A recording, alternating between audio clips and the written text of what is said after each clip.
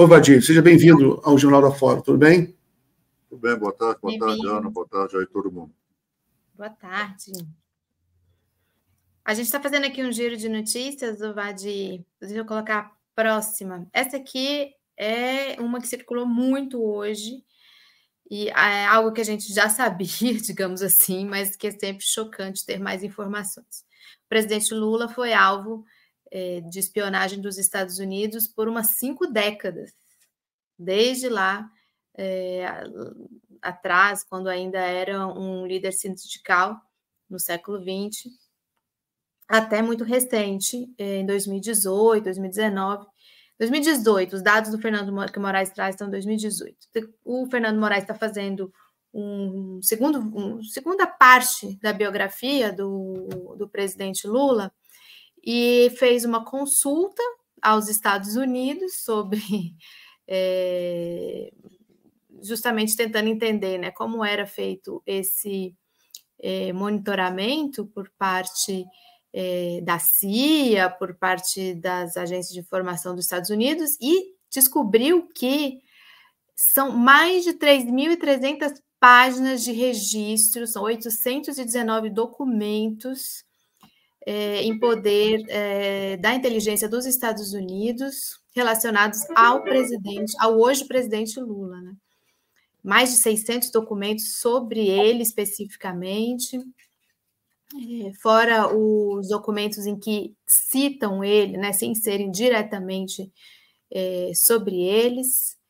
O Fernando Moraes, que é um autor consagrado, né, um jornalista, escritor, ele teve acesso a esses documentos pela Lei de Acesso à Informação Americana, Freedom Information Act, e realmente é estarrecedor, né, Miguel e Vadir, que até tão recentemente ainda foram colhidos dados do presidente Lula, e a gente imagina que de várias outras lideranças também brasileiras pelos Estados Unidos. Olha, Ana, é estarrecedor no sentido de eticamente, moralmente, né? Será o condenado. Agora, isso não causa nenhuma surpresa. Primeiro, pela a visão que os Estados Unidos têm de outras partes do mundo, particularmente da América Latina. Como eles veem as lideranças de esquerda pelo mundo. Eu acho que todo mundo foi monitorado. Getúlio Vargas deve ter sido, João Goulart deve ter sido, e Lula. Então, quer dizer, a mim não causa nenhuma surpresa, não é, que isso aconteça. Isso é do modus operandi dos Estados Unidos em relação a outros países, né?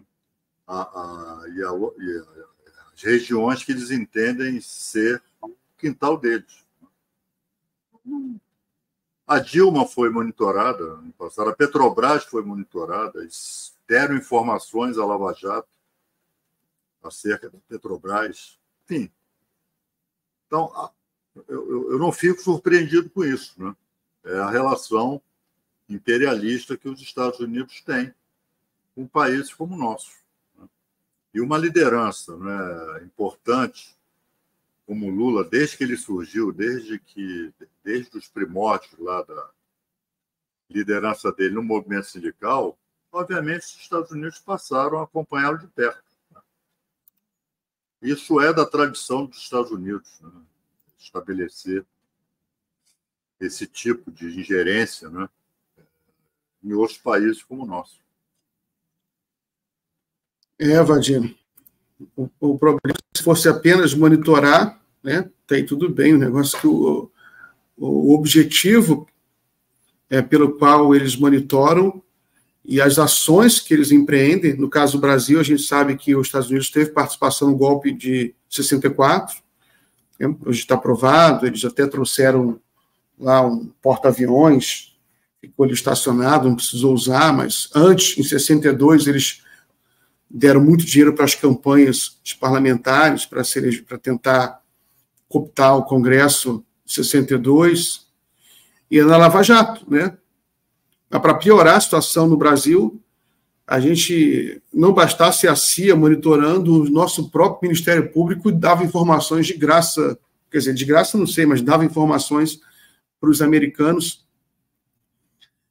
A gente sabe, tem informações, porque a Vaza Jato trouxe isso, né, diálogos do Dallagnol com procuradores americanos, dando informações sigilosas da Petrobras e da Odebrecht para o Departamento de Justiça dos Estados Unidos.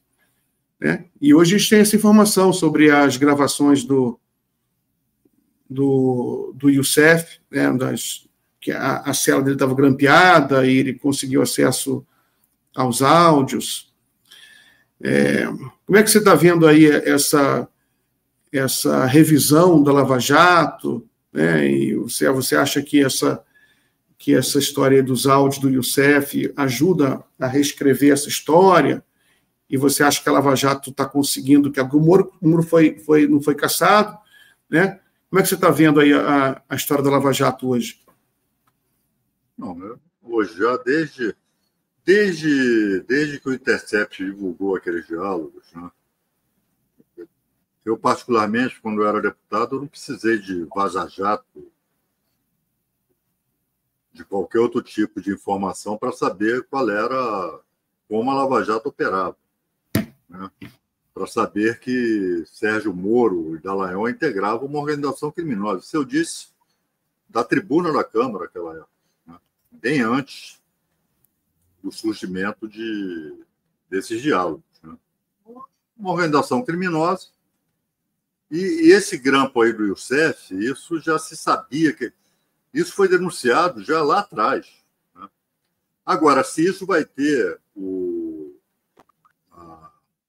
condão de anular todas as investigações e julgamentos da Lava Jato, tem que ver se esses áudios, né, que foram capturados, se eles influenciaram em todas as investigações. Vai ter que mapear, né, que investigações esses áudios, né, esse grampo que eles fizeram do Youssef, que investigações, com base neles, a Lava Jato fez. E parece que boa parte já foi apagada também. Né? No mínimo, tem que mapear os agentes que eram responsáveis, que tiveram, né? Agentes aqui que eu falo é lá do censo, policiais, procuradores, juízes, né? Que tiveram a guarda desse material, né? E esse material agora aparece apagado. Né? Pelo menos boa parte, pelo que eu li no noticiário, foi eliminada, foi apagada. Né? E isso é gravíssimo. Então, isso mostra claramente o que era mais um exemplo, dentre tantos, né? Não é o único, são vários, né? De que a Lava Jato, na verdade, era uma grande organização criminosa. Uma grande organização criminosa associada a órgãos dos Estados Unidos, né? E que estava a soldo de um projeto que visava a criminalização da política, particularmente do PT e particularmente do presidente Lula.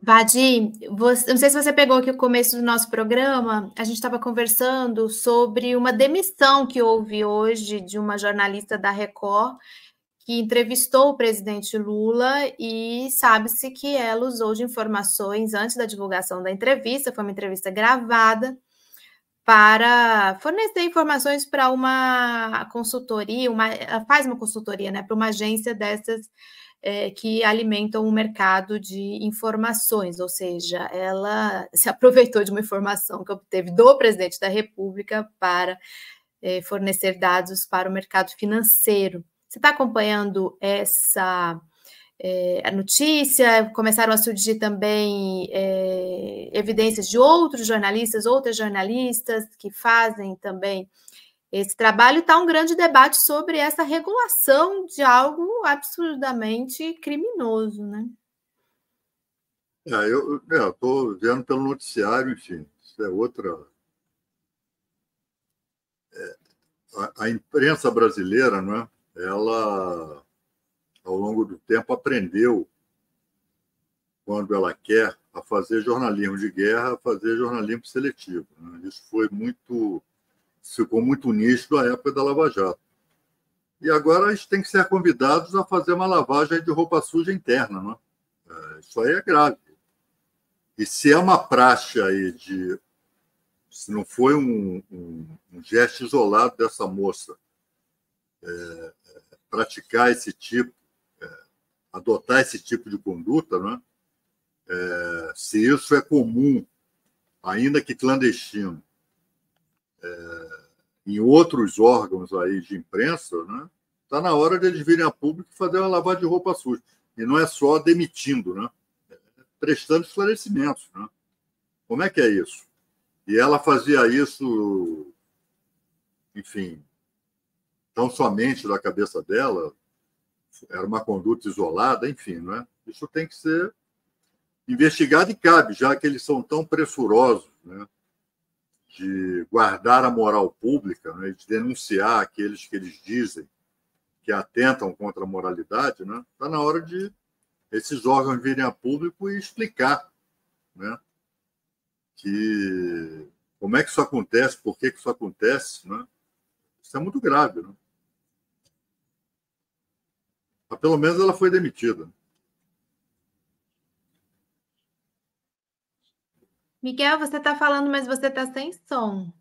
Não estamos te ouvindo. Por isso, Vadim, a promiscuidade da imprensa brasileira com o mercado financeiro é conhecida. Né? Você tem campanhas para manipular o mercado financeiro há muito tempo. Isso aí, inclusive, tem muita crítica aí, tem todo um debate sobre a necessidade de regulamentar as redes sociais, mas essa questão de você também ter uma maior vigilância sobre a manipulação do mercado financeiro por parte da mídia corporativa, isso também deve ser debatido, né? Até nos Estados Unidos tem isso, na Europa tem isso, você tem comissões de regulamentação muito rígidas, né? Porque a imprensa corporativa, inclusive porque ela recebe milhões e milhões de reais do próprio governo, né?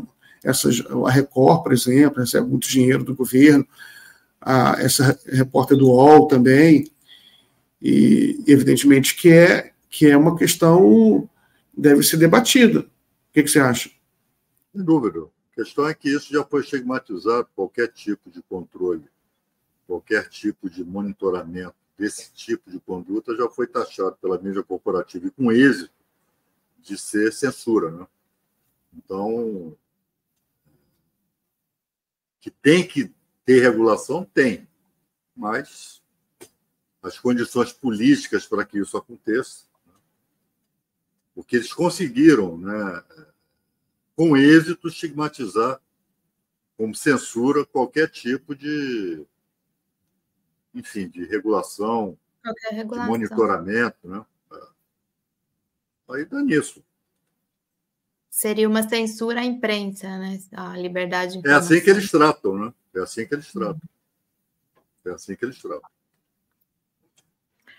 Muito bem, Miguel, vou trazer uma outra notícia que a gente também tinha aqui no Giro, que é essa aqui, sobre os dados que saíram hoje. Aliás, são vários dados, né? Esse aqui é uma parte desses dados sobre segurança pública, em que as mortes violentas caíram em 2023 3,4% e aumentou o investimento em segurança pública a partir do início do governo Lula. São dados do Fórum Brasileiro de Segurança Pública.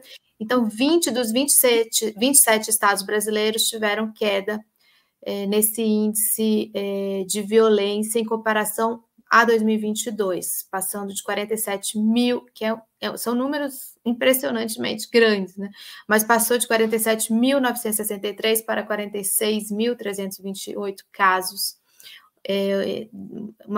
Foi observada, então, essa queda, principalmente nos estados de Roraima, Rio Grande do Norte, Paraná, Piauí, Sergipe, Amapá, Mato Grosso do Sul. Agora, eu queria trazer, não está nessa matéria, e alguém até colocou no chat, um outro dado também dessa mesma divulgação de aumento.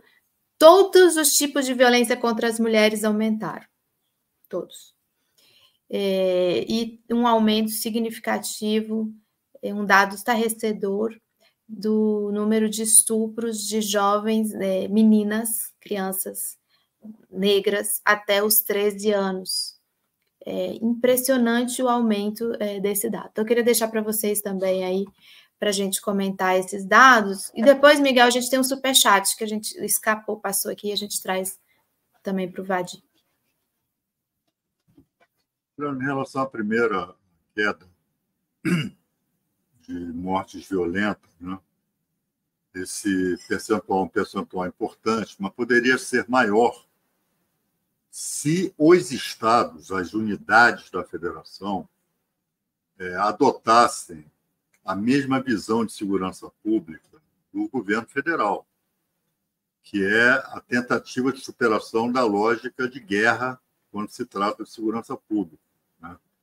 Da lógica belicista, da lógica bandido bom e bandido morto, e, sobretudo, da criminalização da pobreza, né? E dos nossos bairros, das nossas cidades, né? Que têm bairros pobres, que têm favelas, né? Como, sobretudo, é o caso do Rio de Janeiro. Se os governos estaduais, se as polícias dessas unidades da federação adotassem essa filosofia, adotassem uma nova visão, né, esses índices seriam maiores, né, de superação de mortes violentas. Mas, de qualquer maneira, é algo que deve ser comemorado, né? Significa que, quem sabe, estejamos, né, ainda que lentamente, mas estejamos superando essa visão de guerra, né? Essa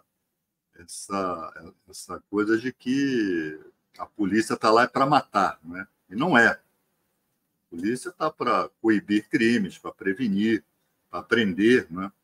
E matar só em legítima defesa, né? O próprio agente ou da vítima. Então, mas, de qualquer maneira, isso deve ser comemorado, deve ser registrado. Agora, em relação às mulheres, esse tipo de crimes contra as mulheres, todos os crimes contra as mulheres, isso vem datado de 2018 para cá, isso não é mera coincidência, né? Isso exacerba o machismo difuso que existe ainda na sociedade brasileira, né?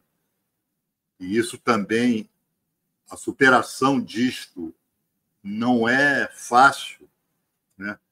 Porque nós temos um Congresso que é um Congresso Nacional, um parlamento que é majoritariamente, esmagadoramente, né, em termos majoritários, machista, misógino, né, que faz pouco caso da violência contra a mulher, tanto que se tentou aprovar um projeto de lei há cerca de um mês, né, que enaltecia o estupro, né, o famoso PL do estupro.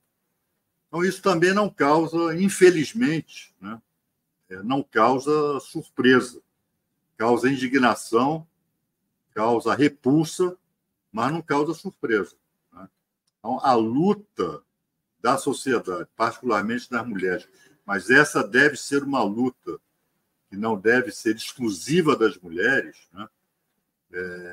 De combate ao machismo, de combate a essa visão de que as mulheres são, na sociedade brasileira, são algo inferior. E isso, sobretudo, vitimiza, como essa própria pesquisa mostra, as meninas negras, né, periféricas, né, que são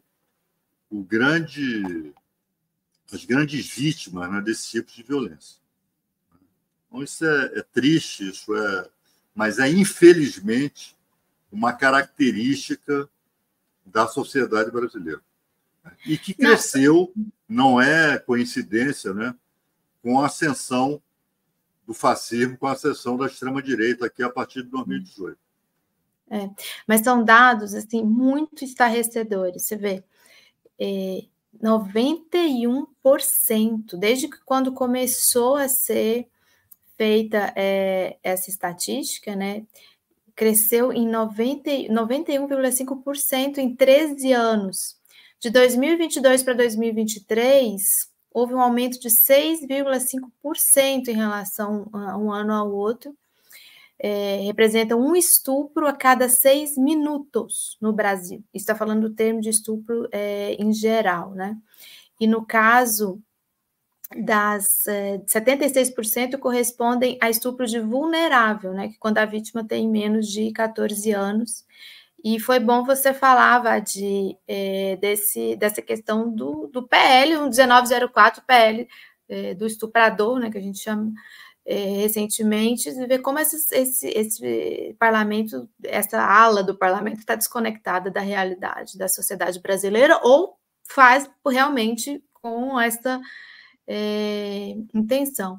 Então, de todos esses mais de 80 mil casos de estupro de 2023, 88% são do sexo feminino, as vítimas, 61,6% até 13 anos, 70 e tantos por cento até 14, 52,5% são mulheres, jovens meninas negras, né, mulheres negras, e 76%, eu já falei, né, até 14 anos são vulneráveis. São dados realmente estarrecedores. Sem dúvida, isso é algo que vai ter que ter política de enfrentamento para isso, né? E, óbvio, na repressão, na dimensão repressiva, na dimensão da segurança pública, mas não só, né? Mas não só. Isso pressupõe educação, isso pressupõe campanhas, né, de denúncia, de esclarecimento, né? Porque o que, por exemplo, a gente poderia aqui citar de dezenas ou centenas de outros exemplos, mas esse PL do estuprador, né, ele apenas exacerba algo que está difuso na sociedade brasileira, né? De tratar a mulher como um ser inferior. Por exemplo, marido, pressupõe-se que o marido, essa turma tem dificuldade em aceitar, né, que o marido pode ser o estuprador. Exatamente. Da sua companheira, da sua esposa, né? Exatamente. Mas a ideia é de que, não, ele tem o direito, ou ele está casado com ela, ele tem direito a dispor do corpo da mulher, da sua companheira, da sua mulher, quando ele bem entender. Então, essa é uma longa caminhada da sociedade brasileira para superar essa mazela infame, né, que nos caracteriza, infelizmente. Inclusive, só para não sair desse assunto, daqui a pouco vou trazer outro assunto, você teve, por exemplo, essa condenação, o Ciro Gomes virou réu por acusação do Ministério Público Federal do Ceará por ter atacado uma senadora do PT do Ceará, a senadora Janaína Farias, dizendo que ela fazia cortesã e ela cuidava dos assuntos de cama do senador Camilo Santana. Ele repetiu isso uma vez, 2 vezes, 3 vezes, não pediu desculpas e agora se tornou réu. Eu estou mencionando isso porque faz parte desse assunto, né? Essa cultura política da violência. E você vê, está trazendo um exemplo de uma pessoa conhecida, mas com que naturalidade ele disse isso, né? Certo. Com que naturalidade. Não foi um momento... E mesmo no momento de explosão, mas está entranhado isso na cultura machista, né? Quando você resolve ofender uma mulher, você ofende, né, especificamente a sua condição de mulher, a sua condição feminina. Por isso se obrigou a tipificar o crime de feminicídio, né? Quando você mata porque é mulher. Quando se mata porque é mulher. Então, isso é algo, de fato, é uma mancha, né, na nossa sociabilidade, é algo que vai demorar a reduzirmos isso a índices significantes, mas esse combate, esse enfrentamento tem que se dar desde já, desde sempre, desde ontem, desde anteontem. É inaceitável esse tipo de comportamento e está aí, isso se reflete nos números aí que essa pesquisa está demonstrando. Mano, tem uma notícia aqui de última hora. Estou trazendo, só pedir um. É o Lula ligando para o Vardi agora. Emergência lá. O que o Lula falou, Vardi?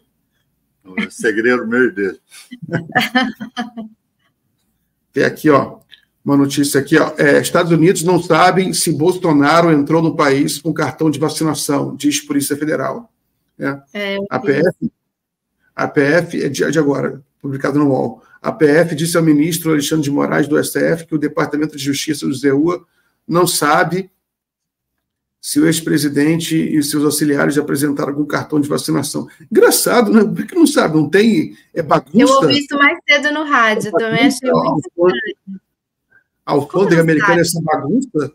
Olha, eles têm um controle, quer dizer que se eu entrar com uma bomba lá, eles vão saber? Hein? Enfim. Eu também ouvi no rádio, um veículo de imprensa aí pelo rádio, estava vindo para cá para fazer o programa, e eu achei tão estranho. Falei, como assim não sabem se foi feito controle de vacina? Os aeroportos mais vigiados do mundo, né? Tudo. Você não pode entrar com nada mais de 100 ml, não sei o quê. E era a época da pandemia, né? Era a época da pandemia.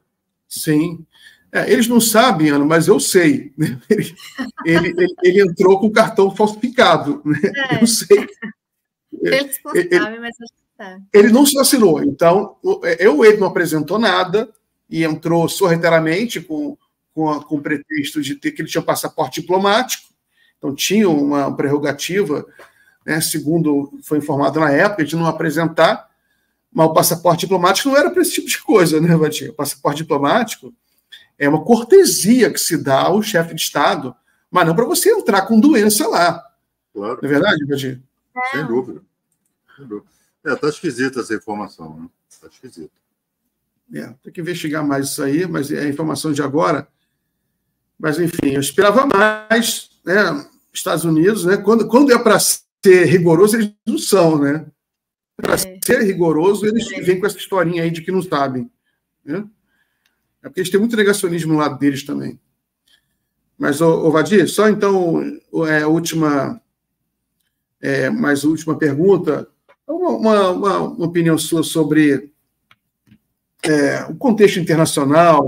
Eu sei também que você se preocupa muito com esse genocídio que está acontecendo na faixa de Gaza e que não tem solução, né? E que a gente chegou a um momento assim de perplexidade, não sei nem mais o que falar. Como é que você está vendo essa questão? Miguel, o que me estarrece é que Israel faz o que bem entende. Israel faz o que bem entende. Isso mostra claramente que a ONU ela só atua, né, em relação a determinados países. Né? Se a Venezuela, por exemplo, tivesse praticando algo, né, estivesse se conduzindo, né, o Maduro estivesse matando gente por aí, a ONU já estaria atuando, os Estados Unidos já teriam intervindo, enfim. Israel faz o que bem entende. Israel joga no lixo qualquer resolução da ONU. E fica por isso mesmo. Isso é o estarrecedor. Mas se Israel quiser eliminar da face da terra todos os palestinos, Israel vai fazer. E, infelizmente, vai ficar por isso mesmo. Isso sim é estarrecedor. Né? Aí você vê, aí o Biden propõe o cessar-fogo, aí o Macron fala isso, fala aquilo, a ONU baixa a resolução e Israel continua. Rapaz, a cada resolução, a cada retórica, né, em que se reprove Israel, a Israel no dia seguinte vai lá e mata mais 100, mais 200, mais 1.000, né, e fica por isso mesmo. Então, Miguel, eu não sei sinceramente como é que isso vai acabar. Né? É inacreditável o cinismo de Israel, né? Não é só a essência genocida do Estado de Israel. É o cinismo, não. Nós matamos esses 90%. A gente estava atrás de uma liderança do Hamas. Pronto, vou lá e mato quem aparecer pela frente. E depois dizem, não sabemos dizer se conseguimos matar ou não. E pronto. Né? E pronto. E a ONU mostrando a sua absoluta inutilidade nesse sentido. Né? A ONU é mera retórica. A retórica da condenação que não tem efetividade nenhuma. Então, Israel tem carta branca para fazer o que bem entender ali. Em Gaza. Infelizmente. Vadir, antes de liberar você, deixa o próximo convidado é o amigo nosso, amigo em comum, que pediu para dar um abraço em você, vai entrar aqui. Antes de você sair, ele dá um abraço em você, é o Rogério Dutra. Rogério. Salve, Vadir. Tudo bom? Tudo beleza? Tudo de bom aí em Brasília? Querido amigo. Estamos torcendo aqui por você aí em Brasília. Certo, obrigado. Torça pelo Vasco também, pô. Aí já é mais difícil. Aí é muito mais difícil, né? O meu Bahia que o diga. Tá certo. Bacana, bacana. Se estiver no Rio, a gente se encontra. Com certeza. Vadir, obrigada pela sua participação hoje aqui com a gente. Sempre à disposição. Tá? Um abração aí para vocês todos. Um abraço, Rogério. Um abraço aí em todas e todos. Bom final de semana.